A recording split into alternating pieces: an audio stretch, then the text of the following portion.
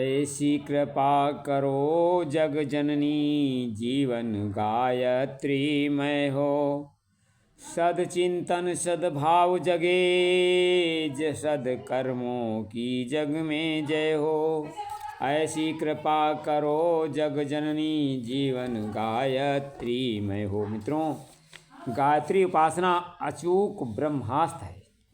भारतीय संस्कृत के 4 आधार स्तंभ हैं: गायत्री, गीता, गंगा और गौ। इन सब में गायत्री का स्थान सर्वप्रथम है, क्योंकि गायत्री को जान लिया उसके लिए कुछ जानना शेष नहीं रहता। गायत्री को जान लेने पर शेष सीधे स्वयं जान लेता है। गायत्री को जान लेने पर साधक, उपासक, आराधक को भौतिक आध्यात्मिक उपलब्धियां स्वयं हस्तगत हो जाती हैं। ब्रह्म को निर्गुण, निराकार, निर्विकार, अक्रिय, अरूप, अनाम, सर्वज्ञ, सर्वशक्तिमान, सर्वव्यापी कहा गया है। उसी प्रकार गायत्री ही ब्रह्म ही है। गायत्री को स्वतंत्र देवी देवता नहीं है, बल्कि गायत्री उसी निर्गुण, निराकार, अरूप, अनूप ब्रह्म का क्रियाशील रूप है। भगवत गीता में भगवान विष्णु कहते हैं, गायत्री छंदसाहम, अर्थात गायत्री छंदों में मैं गायत्री हूँ।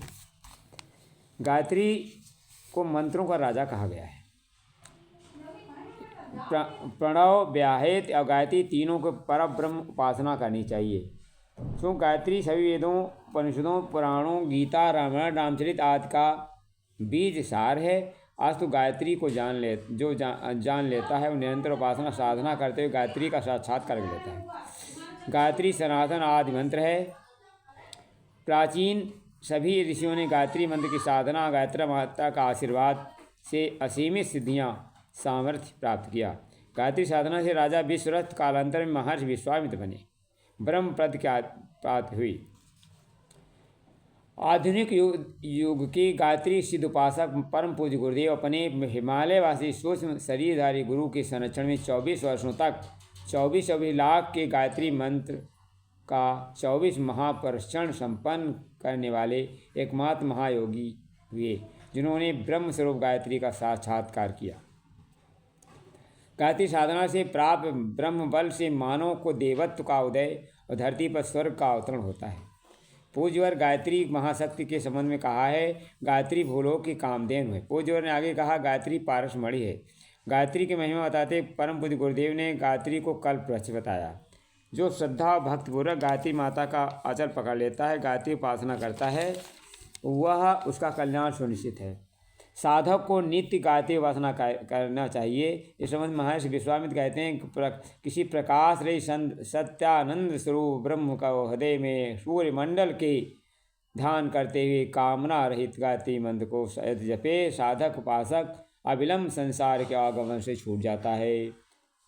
त्रिकाल संध्या का उपदेश दिया। साधक को ब्रह्ममुहूर्त स्नान से निवृत्त होकर स्वच्छ वस्त्र धारण करके पवित्र स्थान बैठकर सुखासन, पद्मासन, सिद्धासन, स्वास्थ्य आसन, किसी आसन के पूर्व दिशा में मुख करके बैठना चाहिए। खटकर्म, पवित्रीकरण आदि क्रिया अंतरिक्ष उदीयमान सूर्य का अवलोकन करते हुए गायत्री का जप माला से बिना माला के किया जाता है। दोपहर स्नान सिमरत उत्तर दिशा में और पश्चिम में सायंकाल की दिशा में मुँह करके बैठना चाहिए। माला धीरे धीरे बढ़ाते रहना चाहिए।